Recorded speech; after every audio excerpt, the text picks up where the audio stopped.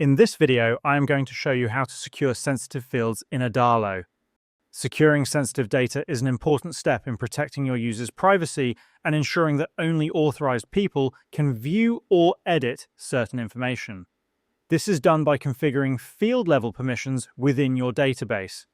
To begin, open your Adalo app and click on the Database option from the left-hand side of your screen. From the list of databases, select the user's database. After opening it, click on the Records option. On the right-hand side of the screen, you will notice a key icon, which represents field permissions.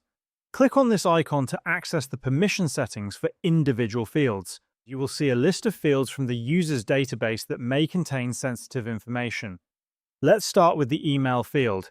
By default, the viewing permission for email is set to everyone, which means any user could potentially see another user's email address. To secure this field, click on the Viewing Permission drop-down menu and change it to Record Creator. This ensures that only the account owner can view their own email address. You can also adjust editing permissions if needed, although by default, editing is already limited to the record creator. Next, consider the password field. Adalo applies strong security by default, as no one is allowed to view a user's password.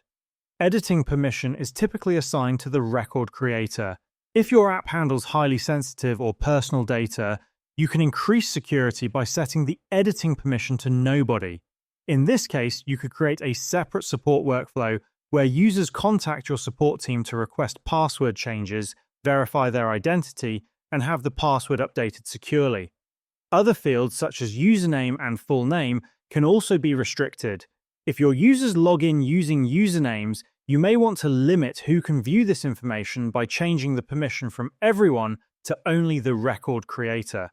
The same logic can be applied to full names or any other personal data fields that you want to protect.